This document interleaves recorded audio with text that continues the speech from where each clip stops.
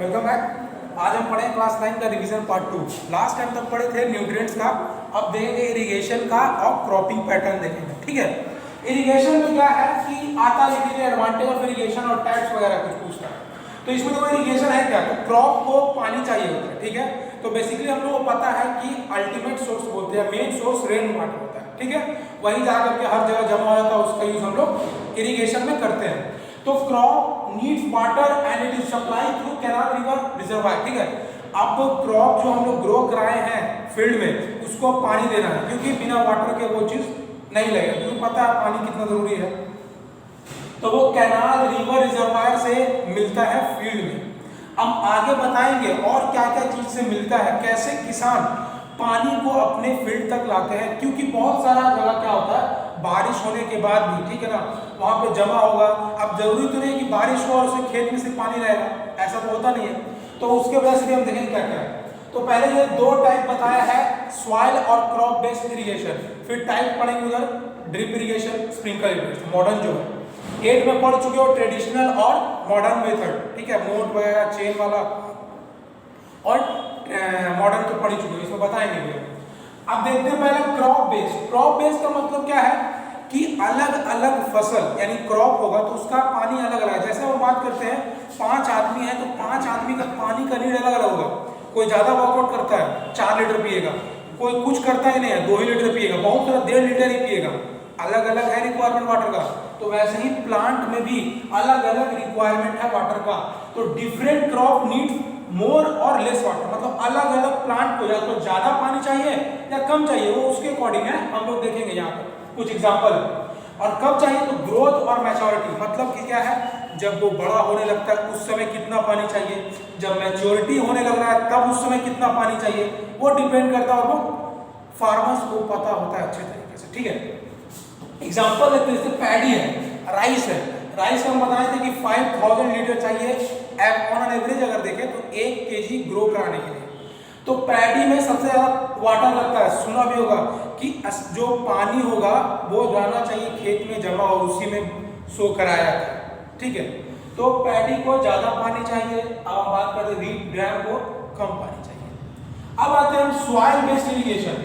क्या पता है इंडिया में अलग अलग जगह पे अलग अलग टाइप्स का सॉइल पाया जाता है, तो उसके बेस पे भी इरिगेशन भी देखा जाता है, पानी का नीड होगा। पता है सॉइल में वाटर होल्डिंग कैपेसिटी होता है। तो वाटर होल्डिंग का मतलब क्या है, अलग अलग टाइप्स का सॉइल है, अलग अलग होल्डिंग कैपेसिटी हो। जैसे हम बात करते हैं सैंडी सॉइल, पोरस होता है इसलिए पानी ज्यादा चाहिए। क्ले सॉइल क्या है, बहुत ज्यादा होल्डिंग वाटर उसमें क्या होता है बहुत ज्यादा होल्ड करता है। ठीक है, बहुत ज्यादा वो क्या होता है कि अगर हम मान लें कि कहीं भी किसी भी ड्रेनेज में अगर स्टोन को रख दे और मिट्टी को रख दे तो स्टोन एक समय तक पानी को ज्यादा रोक नहीं पाएगा अगर रखते हैं, बट सॉइल में वो कैपेबिलिटी है कि वो पानी को चोक कर सकता है, मतलब कि वो ड्रेनेज को चोक कर सकता है। ठीक है, रोक सकता है, क्योंकि क्ले सॉइल बहुत ही ज्यादा चिकना मिट्टी जिसको बोलते हैं, जिससे बर्तन वगैरह खिलौने बनते हैं, वो पोरस नहीं होता है। ठीक है, उसमें वाटर होल्डिंग कैपेसिटी ज्यादा होता है। इसके कारण वो क्या करेगा, पानी कम चाहिए उसको, क्योंकि पानी को नीचे जाने दे रहा नहीं, तो उसको पानी बहुत कम चाहिए। ठीक है, अब हम अगला पॉइंट देखते हैं इरिगेशन का। ठीक है, तो उसमें हम देखेंगे अगला पॉइंट में कि क्या क्या रिवर का कैसे पानी मिलता है। ठीक है, और बाकी का हम देखते हैं। ठीक है, अब देखते हैं इरिगेशन सिस्टम के बारे में बताया, जैसा सॉइल बेस्ड और क्रॉप बेस्ड।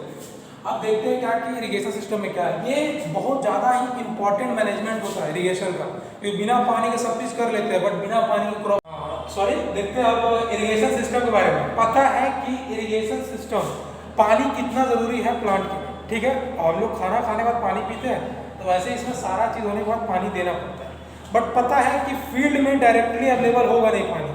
ठीक है, जैसे हम लोग घर में डायरेक्टली थोड़ी अवेलेबल होता है, वो कहीं से गवर्नमेंट हम लोग का वो प्रोवाइड कराती है तो आता है घर तक। तो वैसे ही किसान क्या करता है कि क्रॉप फील्ड तक पानी ले जाता है। कैसे ले जाता है ये देखते हैं।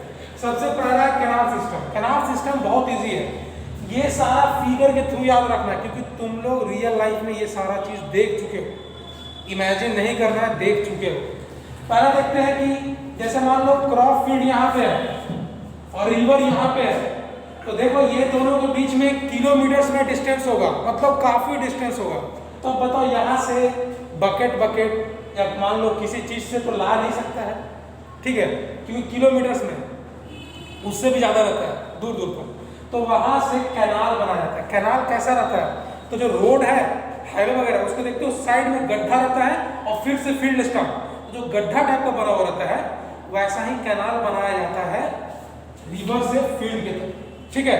अब बीच में देखो सब कैनाल क्यों यूज होता है। अब मान लो क्रॉप फील्ड हर किसान अपना अपना कैनाल नहीं बनाता, तो इसी कैनाल में से यहाँ जो फील्ड होगा उसके लिए बन जाएगा कैनाल, स्मॉल कैनाल, सब कैनाल। उधर जो होगा क्रॉप फील्ड उसके लिए ये सब कैनाल काम करेगा, यहाँ पे जाएगा, यहाँ पे बहुत जगह जाएगा, ठीक है, और एक सीधा वहां पर आएगा। तो कैनाल क्या कर रहा है, दूर हो अगर क्रॉप फील्ड से रिवर, क्योंकि पता है कि पानी का अल्टीमेट सोर्स जो है, मेन सोर्स है वाटर का रेन वाटर, ठीक है। तो वो रिवर में जमा होता है, किसी गड्ढे में, पौंड वगैरह, तालाब जो है वहां पे। दूसरा टैंक्स, नाम से पता चल रहा है, देखते भी हो रियल लाइफ में, रोड पे मिल जाएगा, पानी का टंकी रहता है। तो उसी तरीके से बड़ा बड़ा टैंकर आता है, टैंक के रूप में इसको बोलते हैं, जो क्रॉप फील्ड में पानी का देने का काम करता है। कुआं है, कुआं दो तरीके का, डबवेल है, ट्यूबवेल है। देखो डबवेल क्या, सिंपल कुआं जो हम गड्ढा करके करते हैं, तो जैसे ही ग्राउंड वाटर का पानी आता है, मतलब लेवल आता है, उसके बाद वो पानी अपने आप रिसते जाता है और जमा होते जाता है पानी इसमें, उसका यूज करते थे पहले के समय में। अब उसी कुएं में क्या किए हैं, मोटर पंप का यूज करते हैं। क्या यूज करते हैं, मोटर पंप, जिससे क्या होता है कि मोटर पंप लगा दिया यहाँ पर और इसके थ्रू कनेक्ट कर दिया और पानी खुद पाइप से बाहर निकलेगा, इसमें निकालना पड़ता है, इसमें खुद निकलेगा, ठीक है। रिवर लिफ्ट सिस्टम, अब एक याद रखो, रिवर लिफ्ट कहने का मतलब क्या है, नदी को उठा के ले आना। इसका सेंस क्या बनता है कि यहाँ पे देखो ये है रिवर, यहाँ पे ये रिवर है, ठीक है, रिवर विथ लेस वाटर। वैसे मान लो कि किसान को पानी चाहिए, बट नदी वहीं पे आसपास में है, बट उसमें पानी सूखता जा रहा है, बहुत कम है। उस समय कैनाल में आएगा पानी, नहीं आएगा ना, तो रिवर में ही पानी कम है, तो कैनाल आता है तो सूख जाएगा पानी ना। तो वहां से डायरेक्टली अपने फील्ड में कैसे लाते हैं, तो मोटर पाइप का यूज करते हैं, मोटर और पाइप का। यहाँ पर देखना बहुत जगह मोटा मोटा पाइप रहता है, म्यूनिसिपैलिटी भी यूज करती है, तो वो किसान यूज करते हैं क्रॉप फील्ड तक पाइप को ले जाने का, और यहाँ मोटर में फिट कर देते हैं। वहां से मोटर वो खींचता है, डीजल वाला या फिर पेट्रोल वाला मोटर होगा, वो खींचेगा पानी और पाइप के थ्रू क्रॉप फील्ड में आ जाएगा। ये तो देखा होगा पाइप वाला सिस्टम। आते हैं drip irrigation. Drip irrigation sprinkler system easy है और मॉडर्न है और कन्वीनियंट है और वाटर हार्वेस्टिंग की तरह यूज होता है। देखो ड्रिप है, ड्रिप का मतलब क्या है कि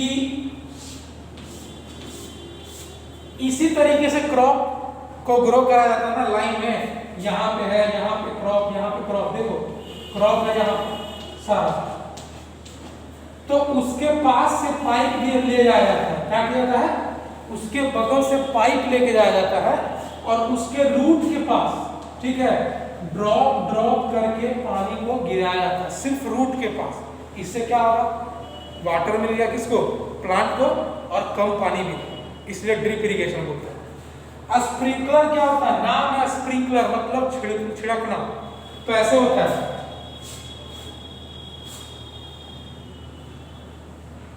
ठीक है, यहां से एक पाइप लगा हुआ है और ऊपर में नोजल, ठीक है, घूमने वाला लगा हुआ है इस तरीके से, ठीक है। तो जैसे ही अंदर पाइप से प्रेशर में पानी निकलता है और ये घूमता रहता है, उसको क्या करता है, सभी डायरेक्शन में इस तरीके से पानी को स्प्रिंकलर लगा देता है, ठीक है। ये स्प्रिंकलर सिस्टम। आगे हम पढ़ेंगे एडवांटेजेस और क्रॉपिंग पैटर्न होगा, ठीक है। तब तक के लिए इतना रिवीजन करो, ठीक है।